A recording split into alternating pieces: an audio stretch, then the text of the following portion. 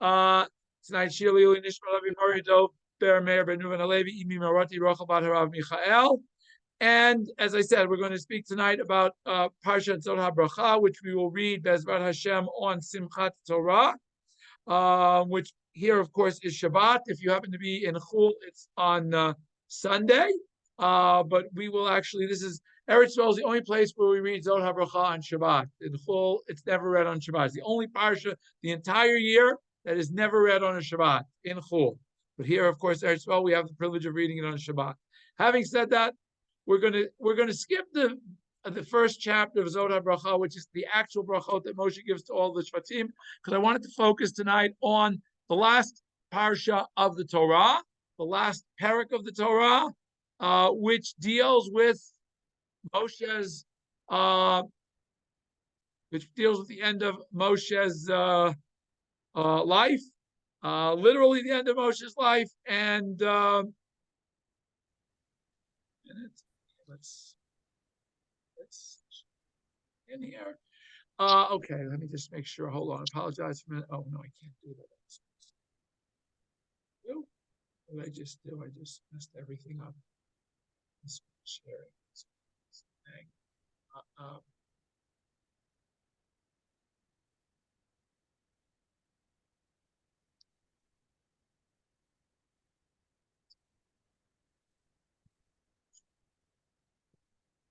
Okay. As I said, the parshat V'Zot Bracha deals with Moshe's bracha to all of Klal Yisrael, and then we deal with the death of Moshe. So first, I hope everybody who just joined the Zoom can hear me, and away we go. Vayal Moshe, this is Parak Lamed Daled in Dvarim, if you want to follow along. Vayal Moshe me'arvot Moav al Har Nevo. Moshe, on Hashem's command, goes up to Har Nevo from Arvot Moav, Rosh HaPisgah, to the top of the peak. Asher al Panei Yericho, which is opposite Yericho. Vayarei Hashem et kol haaretz. Hashem showed him the entire land, et HaGilad, from Gilad ad Dan through Dan. Et kol Naphtali, et Eretz Ephraim Menashe, et Eretz Yehuda, et Yam Achron. Notice all these different places that Hashem is showing him, and the pasuk is, rather than just saying collectively, generally, as it says in the beginning, et kol haaretz, it now gives us a prod. It now is listing a whole bunch of different places that Hashem showed him: Gilad, Dan, Naphtali, Ephraim, Menashe, Yehuda, Yama Acharon, which literally means the last sea, which we'll get to in a minute. How the parshanim look at that. Vet HaNegev, Vet HaKikar, Bikat Yericho, Yerat Tvarim, Ad Zoar. So Hashem, as I said, the parshat pasuk Bet lists a whole lot of places. The parshanim are going to try to understand why, if we have the klal, Hashem showed him the entire land, do we have all of these specific places delineated? And why these specific places are delineated? Yes, the parshanim are going to deal with that. We're going to get to that Bezrat Hashem shortly. By Yomer Hashem Elav, and then finally Hashem, after showing him everything, Hashem tells him, V'Zot Haaretz Asher Nishba'ti L'Avram Yitzchak U'Yaakov Le'mar. This is the land that I promised Avram, Yitzchak, and Yaakov, telling them, I will give it to your offspring. Hereiticha B'einecha. I am showing it to you so you can see it with your eyes, but V'Sham Lo Tavor, you are not going to cross over. I'm going to stop here to go through some of the parshanim. The remaining 8 psukim deal with Moshe's death, burial, and the aftermath. So we'll get to that, Be'ez Hashem, later on in this year, but we'll get to that, I hope. Okay, Rashi tries to give us a rationale for all of the place names that we're going to go through, but first he begins with, why does it start with telling us that Moshe goes up from Arvot Moav to Har Nevo? We know that Moshe was already in Arvot Moav. Why do you have to tell us where he was starting from to get to Har Nevo? He just, if you're at the bottom of the mountain and you climb the mountain, why is it hard to tell you, oh, he was at the bottom of the mountain here and he climbed to the top? So Rashi wants to know why it has to say that. He quotes the Midrash, says, Ka'am Malot Hayu. There were many steps on the ascent up to Har Nevo from the camp they were in Arvot Moav. Pasan Moshe b'psia achat. To show you Moshe's full vigor, vitality, it wasn't like he died because he got old. Rashi wants to say that he climbed the entire mountain in one step. Okay, I don't know how tall the mountain we're talking about, but it was, it wasn't a short distance, and Moshe is able to do it with one step. Obviously, a little help from HaKadosh Baruch Hu. Okay, Et kol haaretz. Okay, so now Rashi is going to go, as I said, to each of these different place names and why it specifically mentions them. So firstly, it gives us the general. He saw the whole land. Rashi says, "Heru et kol Eretz Yisrael b'shalvata." He showed how Eretz Yisrael was going to be during times of peace when everything was going smoothly. But he also showed him all the mitzikim are those that are going to cause Bnei Yisrael challenges and how those were going to play out. So if it's interesting, and most of Rashi's take is going to be that each of these place names is going to refer to a specific period of time and a specific time when Bnei Yisrael had some challenges because of the way they were relating to God. Ad Dan. So first it says Ad Dan, through Dan. Heru b'nei Dan ofdim avodah zarah. First, he showed that the tribe sons of Dan were going to worship idols, as we read about in the book of Shoftim. They established an idol. The Hero Shimshon, but he also showed him he didn't want to show him only the bad things about the tribe of Dan. He showed him the leader from Dan, who was Shimshon who would ultimately lead the tribe of Dan or lead Bnei Yisrael against the Pelishtim.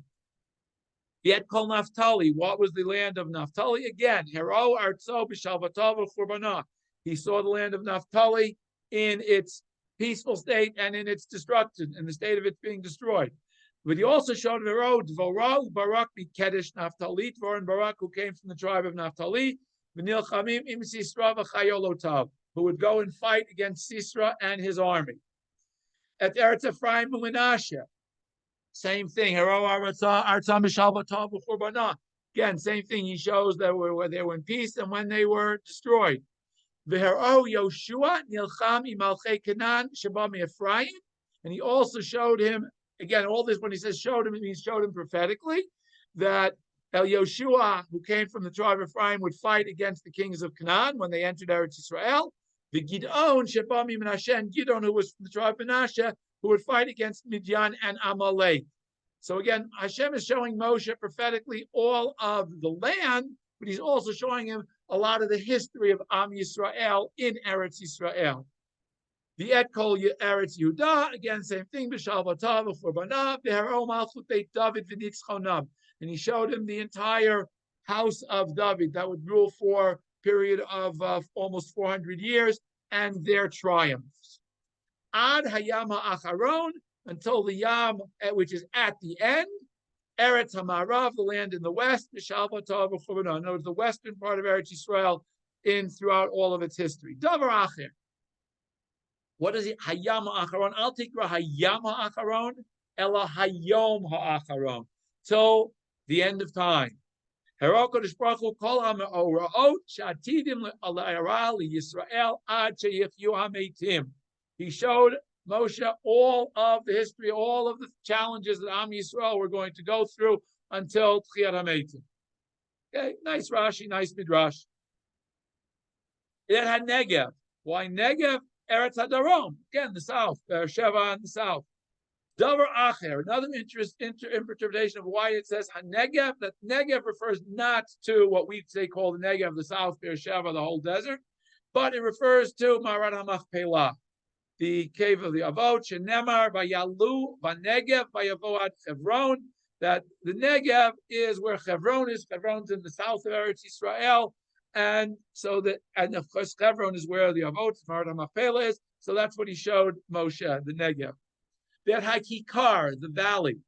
Hereu Shlomo Yitzak Kli Beit Hamikdash. The Kikar refers to the fact that Hashem showed Moshe prophetically that Shlomo was going to build all of the utensils for the Beit Hamikdash. Why is Kikar connected to Beit Hamikdash? Because the Kikar HaYarden Yitzak HaMamelech. If we look in Malachim Aleph, where Shlomo is building the Beit Hamikdash and making all the utensils for the Beit Hamikdash, it tells him where was the I guess the copper works, the brass works, the silver works, the gold works, all were in Kikar HaYarden. That was where the workers, the metal workers were for doing all of the work to refine the metals and make the kalim for the Beit HaMikdash. Lemor l'zarachat neno heriticha. Hashem tells Moshe, I want you to see Eretz Yisrael that I promised to give to the Avot, and I want you to see it. Why should you see it? Because when you, after you leave this world, you're going to go to Avram, Yitzchak, and Yaakov, and you're going to tell them that the promise that HaKadosh Baruch Hu made to you to give your descendants Eretz Yisrael, Hashem is fulfilling it right now. And that is why Hashem says to him, Lemor, that you have to relate this to somebody else. This is why I, HaKadosh Baruch Hu, am showing you Moshe Rabbeinu Eretz Yisrael, so that you will go and tell the Avot. However, I still, the gezerah that I made is still in place that you cannot go into Eretz Yisrael.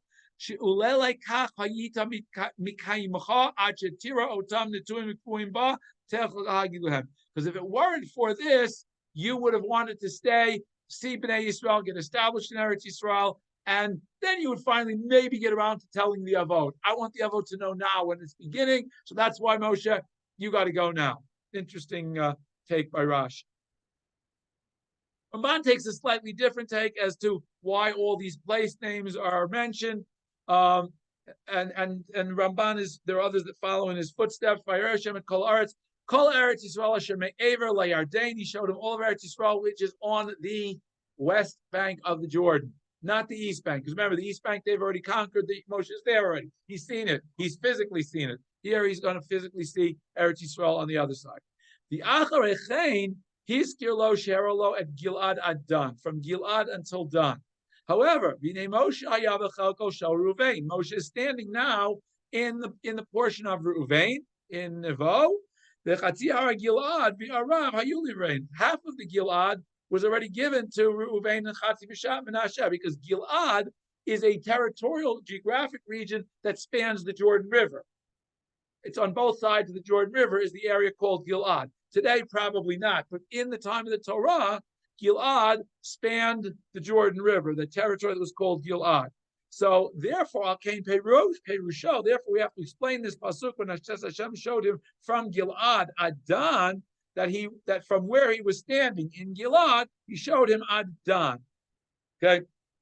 Oh Hayah, that's one way of translating Gilad. Oh Hayah Gilad Bilvanon Beretz Yisrael, or perhaps it's referring to the Gilad that's on the side of Eretz Yisrael. Ki dechsiv Gilad Atali Rosh Alvanon. That Gilad is also, it spans all the way to the Mediterranean, up to all the way to Lebanon. So Gilad has different connotations because it's such a large geographic area. The Hiskir Adan, the reason it mentions Adan, until Dan, she was so Tchum Eretz Yisrael. Dan is the border of Eretz Yisrael. Dechsiv, as we see by David HaMelech, he sends Shutna b'chol Shiftei Yisrael midan v'ad Be'er Sheva. In the time of David HaMelech, Dan is the northernmost of the tribes. Even though originally Dan is located in the center, we find in the book of Shoftim that Dan goes and moves from the center all the way to the north. They go to the furthest northern reaches of Eretz Yisrael. So by David HaMelech's time in Shmuel Beit, Beersheba is the southern border, Dan is the northern border, and therefore it says Adan. So Hashem is basically showing him all the way to the northern border. That's what Adan means. Yizkir Ephraim and Menashe show you Tzvona Shel Yisrael, but Ephraim and Menashe are also to the northern half of Eretz Yisrael. Eretz Yehuda Shu B'Darom, and Eretz Yehuda, which is in the south. So basically, Hashem is showing him all of the borderlands. He's showing him basically starting from Dan in the north central / northwest. And then he's going down to Ephraim and Asher, which is the northeast. Then he's going to Yehuda, which is the southeast. And finally, he's going to get we see that they are the north and south on the east. And then we finally get Yehuda Natal Kol Droma Shel Eretz Yisrael Min HaYarden V'Yad Hayam, so that Yehuda gets really a very wide swath, basically the entire southern half of Eretz Yisrael. And Menashe and Ephraim basically take most of the north on the eastern side. The Dan Natal B'Tzvon Miravit Dan has on the northwest. Naphtali and Naphtali, which is close to Yehuda on the east and the center, slightly east of Menashe and Ephraim. Below Hiskir Asher v'Yisachar, it doesn't mention Asher or Yisachar. Because they were they were inside, they were enclosed in the area between Menashe and Ephraim. So those tribes are not mentioned. The Hiskir Shimon, and Shimon does not get mentioned either as Hashem showing him the land of Shimon. Ki mechelek b'nei Yehuda nachalat Shimon, because we see in the book of Shoftim again that that Shimon's territory was within the territory of Yehuda. So what Ramban is saying is that basically it's listing every tribe individually that's along the borders, and it's not listing so much the ones that are in the interior because they were already muvla, they were already swallowed up in the territory of the others. And same thing with Binyamin is not mentioned because its territory was again swallowed up between Yehuda and Ephraim. Finally, he mentions the Yam HaAcharon all the way, he shows them all the way till the Mediterranean. This is a reference to the tribe of Zvulun, which was on the Mediterranean shore. Or Zvulun is mentioned in the Negev and the Kikar. Now, now, why does it specifically mention the valley of Yericho? It was a very, very deep valley from the mountains. It's very, very deep. If you go, the change in elevation from the mountains, let's say in Tzfat and Meron, and you go down to Bikat HaYarden, you go down, you're going down, and it's a pretty steep descent, and it's a very deep valley. So in theory, what Ramban wants to say, now I don't know whether Ramban ever went there. I know Ramban was in Akko and he was in Yerushalayim. I don't know if he ever got to Tzfat, Tveria, and really saw this, but he's saying that it's such a deep valley,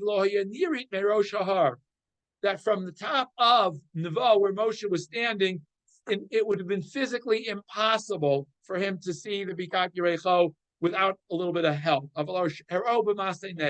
So that the way he was able to see it was through a nace, and that's why this pasuk specifically mentions it, to show you that all of this, I mean, there were certain things perhaps Moshe could see with his natural eyesight, but I think Ramban is trying to make the point that all of this, like HaKadosh Baruch Hu is showing him, is b'derech nes, that he could see all of Eretz Yisrael in one view. The Haklal, and the point that the Torah wants to make, Shero Kol Nachalat Yisrael. Hashem showed him the entire Eretz Yisrael that Bnei Yisrael were going to inherit. Tichsiv Zod Aretz Asher Nishbati. Okay, we're going to skip the rest of the Ramban. It's a very long Ramban here. I wanted to skip the rest of this, and we're going to go to Chizkuni. Okay, Vayal Moshe Kasher Amar Lo HaKadosh Baruch. The reason Moshe goes up is because HaKadosh Baruch Hu gave him a command. You got to go up to the mountain. It's time. But Afal Pichain, even though he had to go up because Hashem commanded him, he waited until he had given all of Klal Yisrael the brachot he wanted to give them, and then finally he says, "Okay, now I got to go up. I have no choice." Must have been late in the afternoon because he knew this was the day he had to go up. Har Nevo, Hu Har Aravim, Hu Rosh HaPisgah. All of these three things are the same sinan or names for the same place. The Nevo b'chelko shel Reuven haya. Nevo was in the chelak of Reuven. Ki dichsiv ne Reuven banu cheshbon v'et Nevo v'et pal ma'on. U'mashe kosav gabi God ki sham chelkat mechokek safun. In other words, which seems to imply that that Moshe is buried in the territory of God and not in the territory of Reuven, even though Nevo was part of the territory of Reuven. Yesh lomar, Chizkuni says that seems to be a contradiction. Is Moshe buried in the territory of God or the territory of Menashe? Which is it? I'm sorry, Reuven. Which one is it? It was literally the mountain is on the border. It's the borderline. Bein Nachlat Reuven v'Gad. Moshe continues at Kol Haaretz. Ra Moshe be'enav. Moshe was able to see Masha lo halach Yoshua baraglo, further than Yoshua was able to reach with his conquest, with his traveling. Because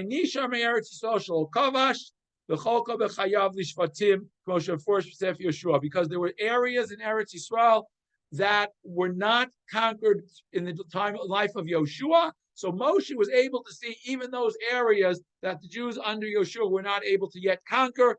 Moshe was able to see. Et HaGilad, min HaGilad, Shaya Be'ever HaYarden. Knows when it says Et HaGilad Adan, it means from Gilad, where he was standing. Shaya Be'ever HaYarden Yisroch Hashem, Hashem Moshe Omed Bo. Adan, Chukvul Eretz Yisrael, Kidach Simidan V'ad Be'er Sheva. And again, Ad HaYam Acharon, which is Gvul Eretz Yisrael Tzad Ma'arav.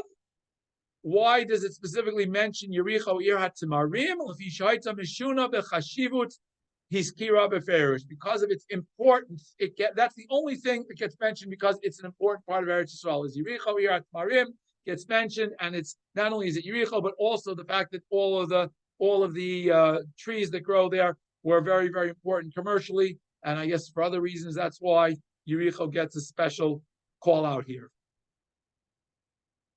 Svarno gives a very interesting comment here. It's Hashem tells Moshe to look at it. Look at it with your eyes. Leman tivarchena. In order through your seeing it, you will be able to give a bracha to it, which seems to imply that if you want to give something a bracha, the best way to give something a bracha is if you see it in front of your eyes, which is why we generally have a minhag of giving our kids a bracha when we see them in front of us, on whether it's Erev Shabbos, Erev Shabbos Eve, Yantav Eve, Erev Yom Kippur. But again, that it's important to be able for a bracha to fall on something. It's important that you see it, which is why we see in parshat Vayechi, Yaakov asks Yosef to bring Menashe and Ephraim close to him so he can see them before he gives them the bracha. Same thing, Yitzchak, even though he can't see, he wants the son's blessing to be in front of him. It's important. The relationship is important in order for the bracha to be able to fall. It's also why when the Kohanim give us a bracha, they don't face the Aron Kodesh, they turn to face us. Even though we don't see them, we're not supposed to look at them. Nonetheless, they're supposed to be looking at us, even if they don't see us, because generally the minhag is that they cover their hands, cover their faces with a talit when they're giving the bracha. But again, this concept of face-to-face looking and being able to see somebody when you're giving a bracha. Now, Dasha, no, I was saying.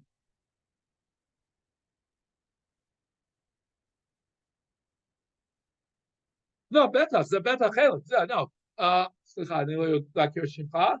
Amiel wants to suggest that part of giving a bracha is being able to see and having an ayin tova when you give the bracha.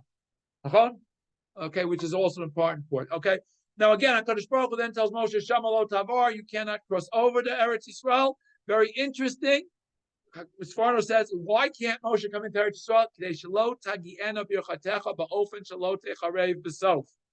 If Moshe goes in and enters Eretz Yisrael and gives it a bracha, then Eretz Yisrael can't be destroyed. Now, if Eretz Yisrael can't be destroyed, what's going to happen? Am Yisrael is going to have to be destroyed. As we read in the book of Eiah, we find at the time of the Churban that the only reason that HaKadosh Baruch Hu was able to save Am Yisrael was by destroying Beit HaMikdash. So had Moshe been here and Beit HaMikdash not be able to be destroyed, HaKadosh Baruch Hu would have had no choice but to destroy Am Yisrael for Achatayim. And that's why he doesn't want Moshe to come into Eretz Yisrael. Very interesting pshat.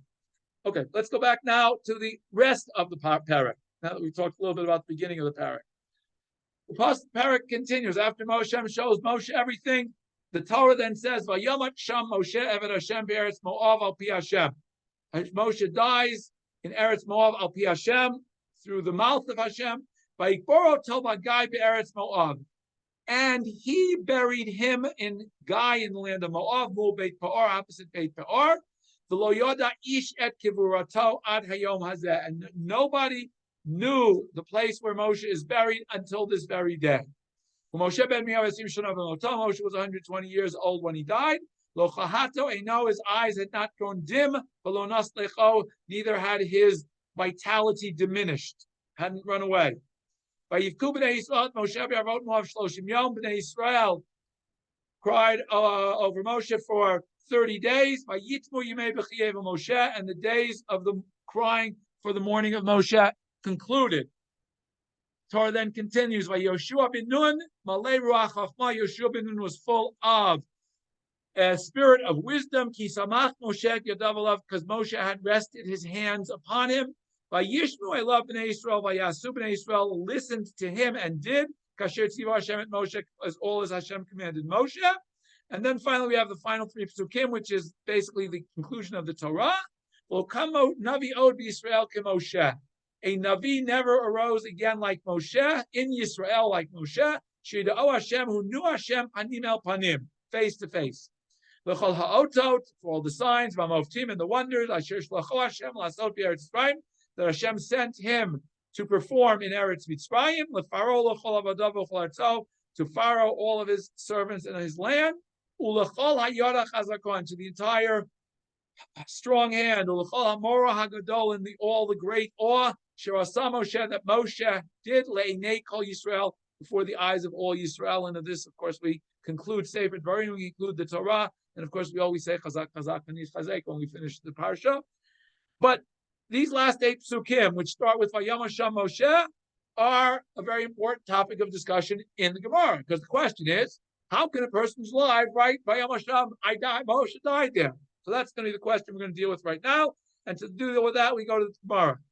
There were 2 Gemaras very, very parallel to one another, almost verbatim. There are slight differences. I bring them both down. One is in Menachot, the other is in Baba Batra, that deal with these final 8 psukim. So the yellow that I have highlighted here on the right side is in the Gemara in Baba Batra is at the end. Here it's at the beginning, and in its place, the Gemara in Baba Batra has another passage at the beginning that I didn't give a color. I should have given it a color, but I didn't. So anyway, so I'm going to start with the uncolored side. Amar Mar. The Gemara says the following: Yehoshua Katav Sifro. The Gemara there in Baba Batra is discussing the authorship of the books of the Tanakh. And it tells us, of course, that Moshe wrote the Torah. And then it says, Yoshua Katuv Sifro Ushmona Psukim Sheb'Torah. Yoshua is the author of his book, but he's also the one who wrote the last 8 psukim in the Torah. Tanya, and we learned the Brayta, Keman de Amar this.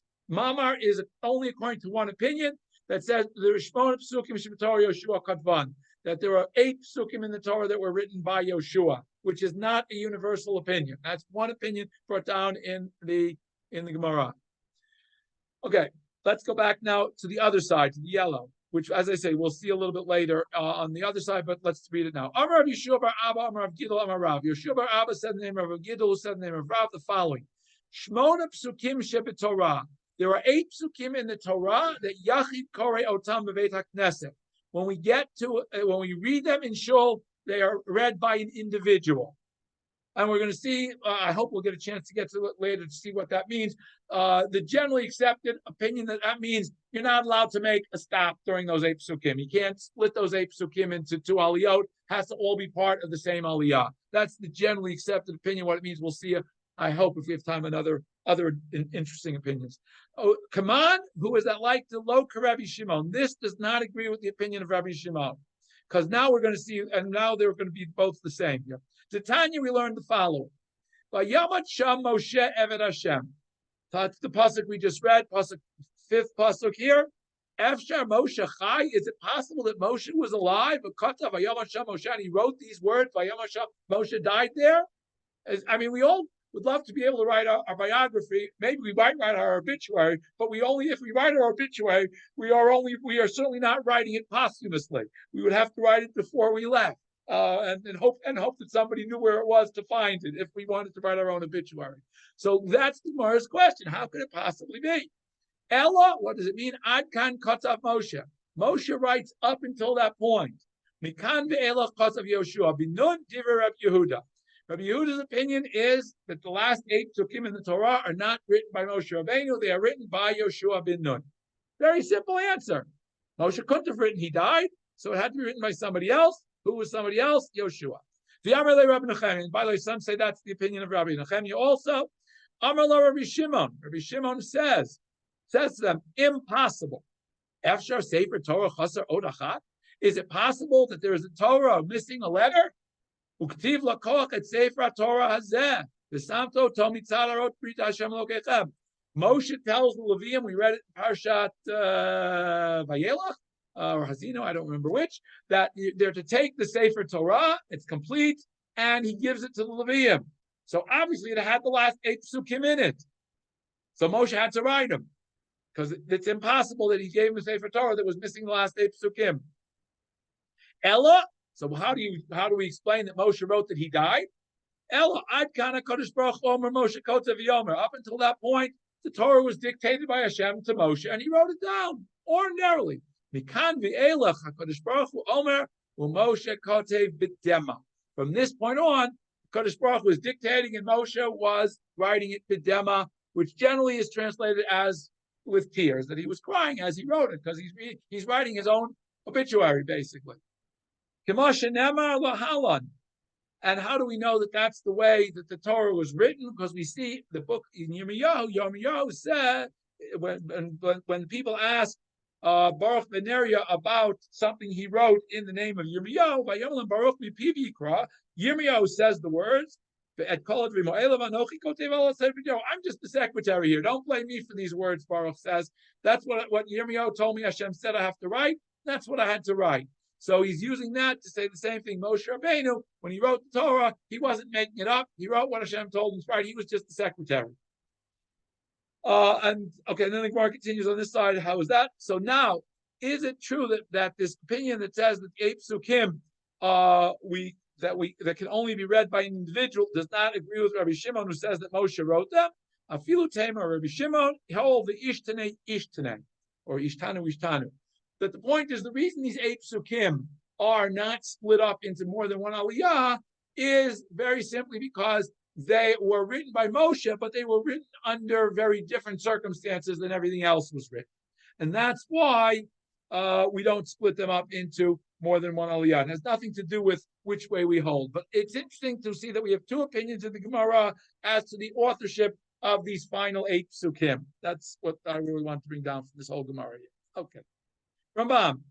Interestingly enough, the Rambam says a very interesting thing. Shmona psukim shebesof haTorah. The final 8 psukim in the Torah, mutar likrot otam bebeit hakneset pachot me'asara. You don't need a minyan when you read them in shul, according to the Rambam. Why? Afal bisha kol haTorah he uMoshe mipi agvura amram. Even though all of these are part of the Torah that Moshe wrote. Since it appears from their context that they were only committed to writing after the death of Moshe, they are different. An individual can read them. You don't need a minyan to read that section from the Torah in a shul. You can read them in the Beit Knesset without a minyan. Unlike every other portion of the Torah, we don't do Kriyat HaTorah if we don't have a minyan. Rambam wants to say that no, these 8 psukim you can read if you don't have a minyan on Simchas Torah. You can take out a Torah and read them. Ravid says, "What, are you crazy? What nonsense is that?" Shmona psukim Amar Avram Lo Shamanu Davar Zemi Olam. I don't have any clue where Rambam got this from. I've never heard such. Umasha Amru Yachid Korei Otan. What does it mean in the Gemara? It says Yachid Korei Otan. They're read by an individual. Lomar She'eno Mafsik Bahem. Means you're not allowed to split them up into more than one aliyah. And that's what the Yerushalmi says in Megillah. Uvekomot halalu nohagu she'olim likrot b'torah hu levado korei bein achazan korei imo.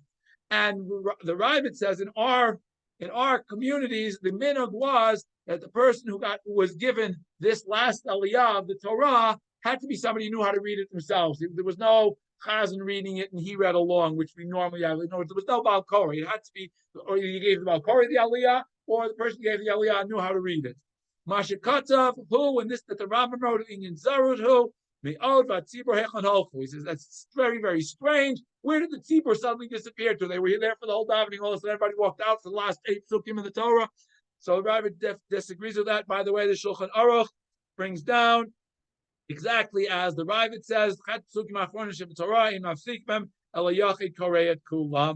the Mishnah Berurah brings down the same thing. What does ein mafsikin b'hem means? L'chal kon l'shnei kiruim. The reason is the yesh b'hem shinu mishar sefer Torah. They are different than all the other aliyot in the sefer Torah. The Yoshua Katvan, that Yoshua wrote them, according to one opinion. Even according to the opinion that Moshe wrote them with tears. So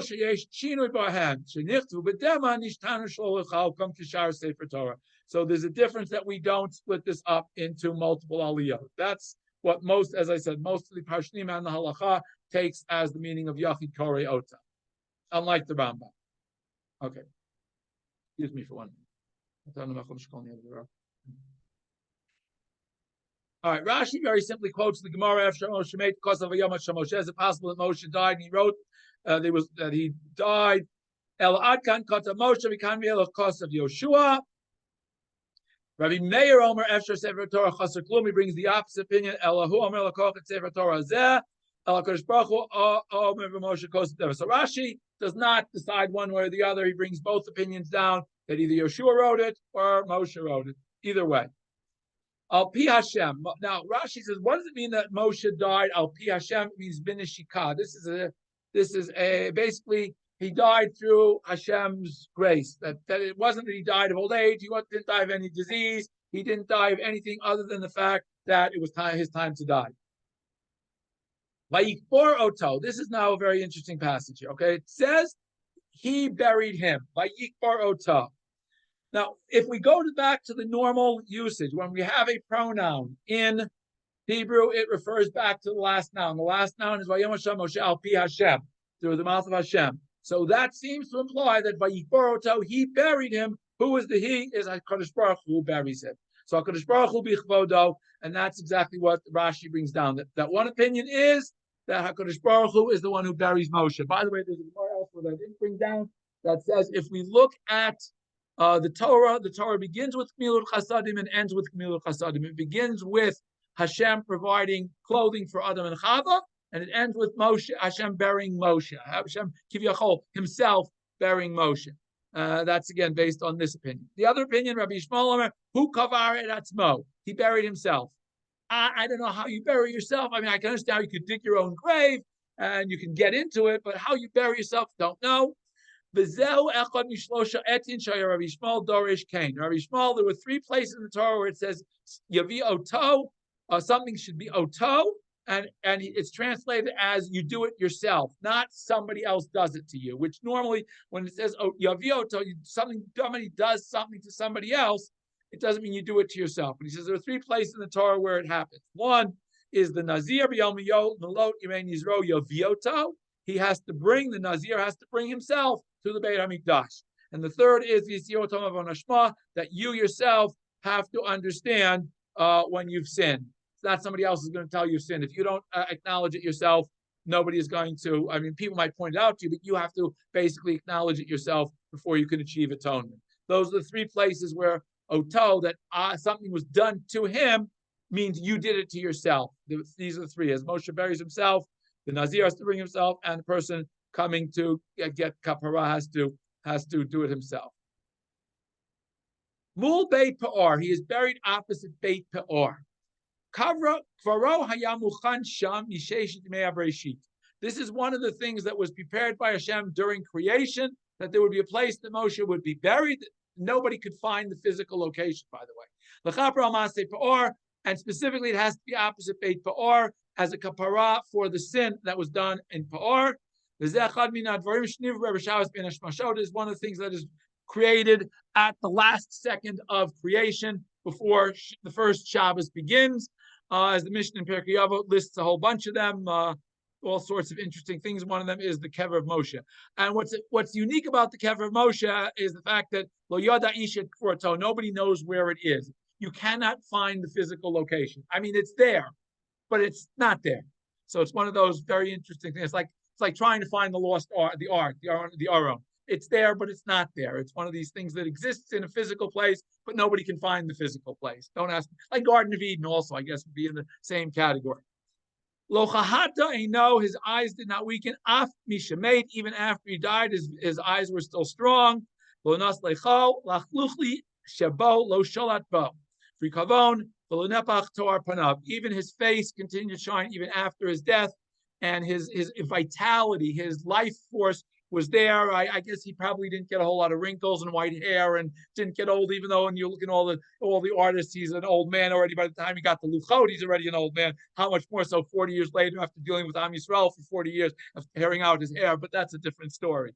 Nonetheless, Moshe looked like he had looked all his life, I guess. The Midrash says that when it comes to the mourning for Moshe, it says in the Torah, B'nai Yisrael. And whereas by Aaron, when Aaron dies, it says Kol Beit Yisrael. So the Torah, the Rashi brings down the Midrash is the Hazacharim. That when it came to mourning for Moshe, only the males were the ones who were in deep mourning for the whole 30 days. Because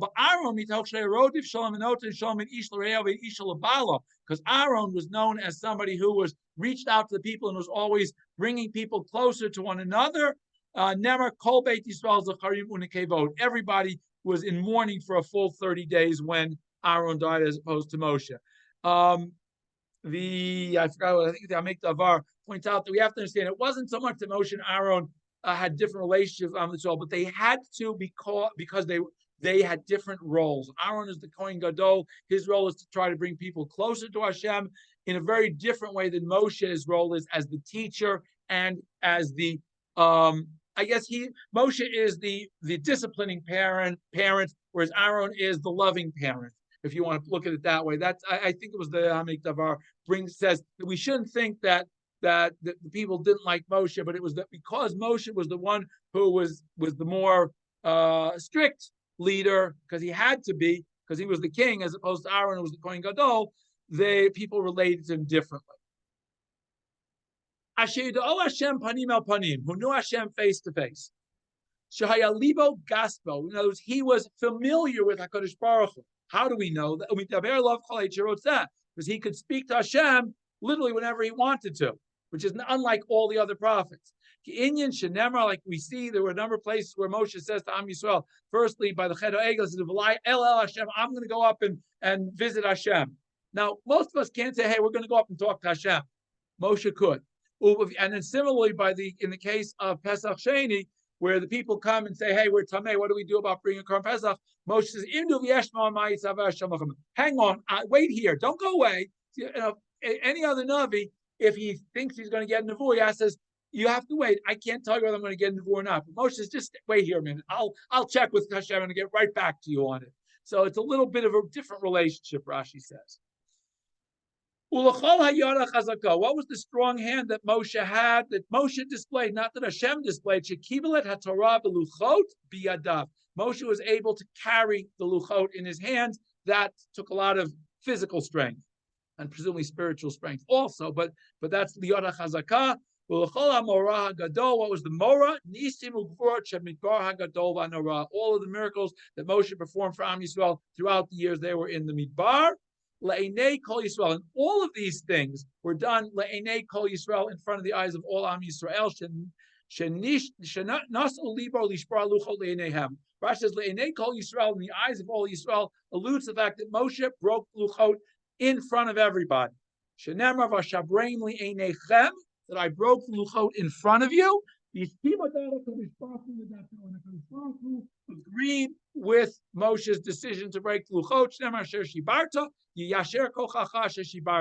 Hashem says, okay, it was okay that you broke them. Not good job. So that is what Rashi's Leinei Kol Yisrael refers to, and with that, again, Rashi concludes. Let's go to Ramban. Ramban has a slightly different take on what does it mean. Oh Hashem panim el panim. Rashi said that Moshe was familiar enough with the Kadosh Baruch Hu to talk to him whenever he wanted. The Einenu Nachon, Ramban says that might be true, but that's not the meaning of here where it says Ashiyado Hashem panim el panim. That's not what that means. If it was as Rashi said, Haya Omer, we should have said Ashiyada et Hashem panim el panim. Then it would have been in the past. It would have been Moshe knew Hashem. But Yida'o is Hashem knew Moshe. Avalhumi lashon ve'edo acha b'shem. It is a lashon that, like when Hashem says to Moshe, ve'edo acha, I will become known to you b'shem. V'ata amarach, and when Moshe answers back to Baruch Hu, Yidaticha b'shem, you will let me become known to you. So Ramban disagrees. He says that Hashem panim el panim means Hashem allowed Moshe to see a greater perspective of HaKadosh Baruch Hu than anybody else saw. What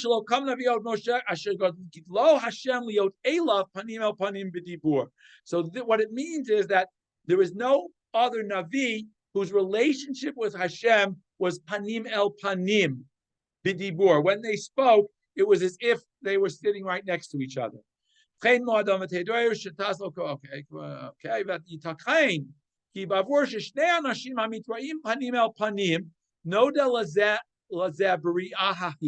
When people talk, when they're right in front of each other, each sees the other. Amar, therefore, Kadosh Baruch Hu, oh Hashem, when Hashem spoke to Moshe, it was as if it was panim el panim. Certainly, it wasn't. Moshe could not see Hashem, but it was he could feel that Hashem was right there, and Hashem could speak to Moshe direct. Okay,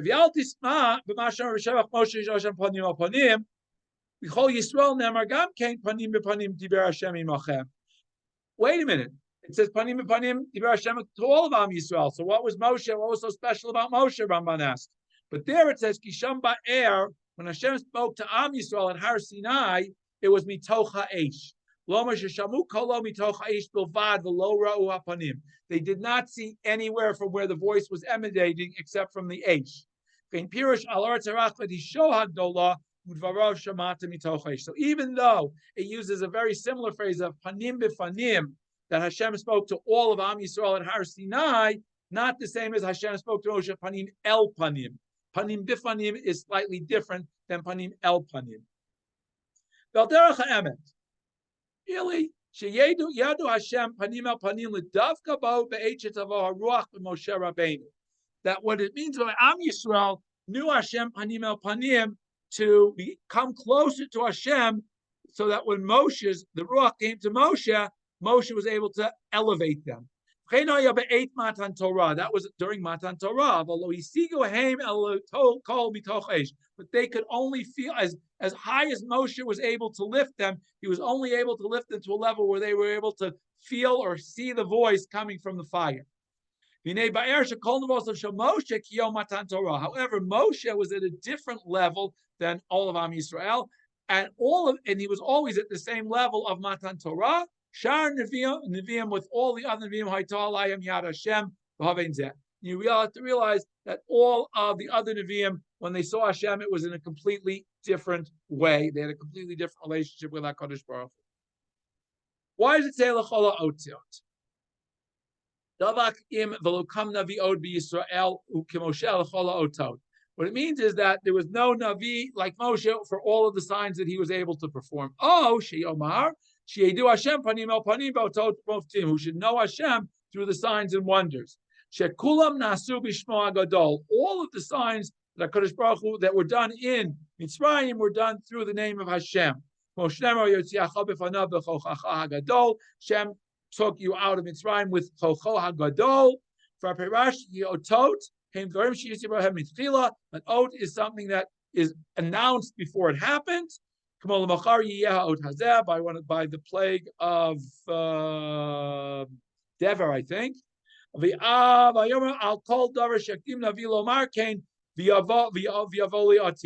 Anything that a Navi announces beforehand is going to, HaKadosh Baruch Hu is going to make happen is called an oath. The motim, motim is something that happens as a change in nature, like something inanimate turning into something animate, like the stick turning into a nachash. But now Rambam goes into a long thing and he's describing all other ototim of sim that are going to be done by other prophets. For example, Eliyahu and Elisha did many signs. That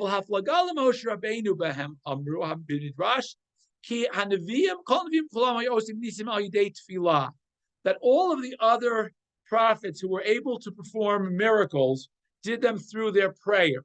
Like Yoshua stopping the sun. And Eliyahu being able to bring the woman from Tzarfat's son back to life, and stopping the rain in Eliyahu. Elisha bringing the Shunamit's sons back to life. Moshe did not require tefillah for all of the signs and wonders that he did throughout the 40 years in the Midbar. This midrash is not so clear but the midrash wants to say that that's the difference. The difference is Moshe was able to do these signs and wonders immediately, whereas everybody else had to daven for them to happen. All these other neviim. The Rambam says,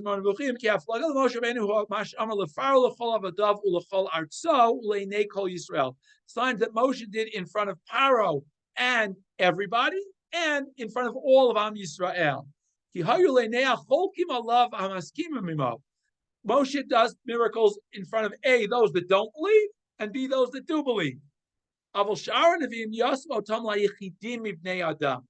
Moshe did it in front of mass audiences, whereas the other Nevi'im did it in front of, small audiences. Kinyan Shenemar, as we see in the book of Malachim, there's a king is asking me, I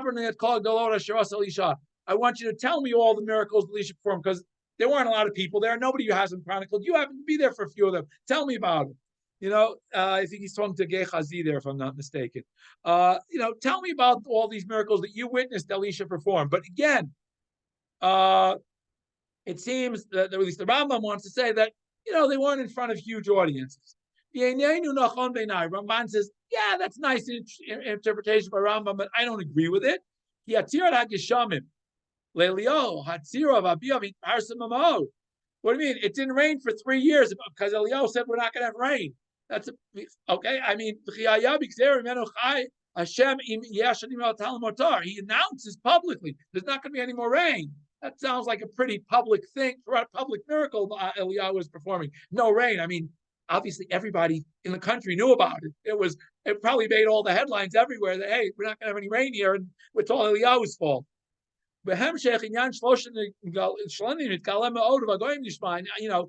Something goes on. There's a drought for 3 years because somebody said it's not going to rain.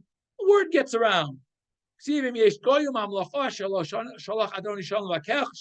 Later on, Ovadjo, when he finally meets Eliyahu, says, hey, wait, Achos been looking for you all over the world. So obviously everybody all over the world knew that Eliyahu was wanted because, why? Because it wasn't raining, because Eliyahu said not to rain.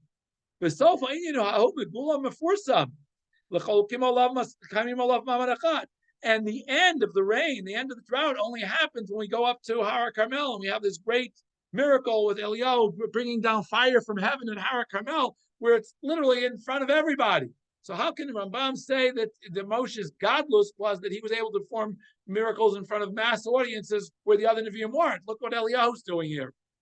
The sun stopping in the middle of the sky.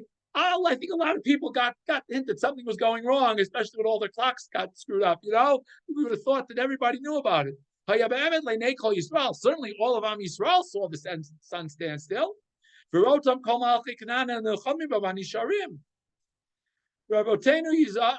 Chazal even say that there was everybody knew. When the sun stopped, everybody knew because everybody was waiting for the sun to move and said, hey, wait a minute, why did the sun stop? I mean, it doesn't happen every day. And even the pasuk in Yoshua seems to contradict Rambam's thesis. It never happened before or since that Hashem will change the order of nature to stop the sun in its tracks because somebody asked him to do it. And the splitting of the Yarden, even when Yoshua splits the Yarden, it's also for all of Am Yisrael. And similarly, it also says, so this is all of these reasons he's bringing. It seems that distinction that the Rambam wants to make of the number of people who see it doesn't make sense. But the simple explanation of the text is as follows. This whole thing is connected. When it says Lo kam navi od b'Moshe Moshe asher Hashem panim al panim v'chol otot is all connected. Asher Hashem panim al panim lasot otot mofsim yad chazakom Yisrael gadol k'Moshe. Moshe was the one who had all of these attributes. He knew Hashem panim al panim, and he was able to perform miracles, and he was able to have this yad chazakah. V'asu mitzat mehem. Somebody did some of these things. He still doesn't reach the level of Moshe because Moshe was able to do all of this. There was never a day like Mamad Har Sinai where Hashem spoke to all of Am Yisrael either before or since. And there were no, even though Eliyahu has for 3 years, Moshe's nisim, the nisim that were done through Moshe, lasted for 40 years. Ki ot haman timidi arba'im shana. The man was for 40 years. V'amud ha'esh, v'anan, Geber, Slav. All of these miracles that accompanied Am Yisrael for 40 years in the desert were all in the merit of Moshe Rabbeinu. Or Moshe was one who helped Hashem, who performed these miracles on behalf of Hashem. They were able to survive in the desert for 40 years with nothing. All of that is Moshe. So that's what Rambam says. Moshe is just, if you take the holistic approach, Moshe Rabbeinu is clearly greater than all of the other Nevi'im, individually or collectively.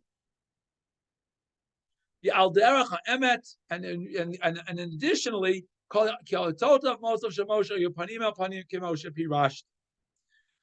similarly, all of these signs were panim al panim, that Hashem, that everybody, all of Am Yisrael, whenever Moshe was able to perform a sign, all of Am Yisrael was aware that this was Hashem, and everybody had a greater awareness of Hashem. In some of the cases in the Nevi'im, it happened for a short period of time, but here it's happening on a 40-year ongoing basis, that all of Am Yisrael is aware of Hashem's presence on a every minute, every day basis. And that's, I think, as Ramban says, that is clearly the greatness of Moshe that distinguishes him from all of the other Nevi'im, that his lasting contribution of bringing down the Torah and the survival of Am Yisrael for these 40 years in the Midbar through all of the miraculous things that Kadosh Baruch Hu sent through Moshe. So with that, we conclude the Kriya of V'Zot Habracha. And as we know, of course, we begin immediately again. So I have to at least say, Bereshit bara Elokim et Hashmayim v'et haaretz, start the first pasuk again, and wish everybody a Chag Sameach. And at this point, I open it up for questions, comments, and/or feedback. Anybody? Not okay. I wish everybody a Chag Sameach. Good rest of the week, a wonderful Chol HaMoed, and Be'ez Hashem, we'll be back 2 weeks from tonight with Sefer Bereshit, with Parshat Bereshit. Have a Chag Sameach, everyone. Laila Tov. Shabbat Shalom, Chag Sameach. 2 weeks, yes. 2 weeks from now, Parshat Bereshit, yes.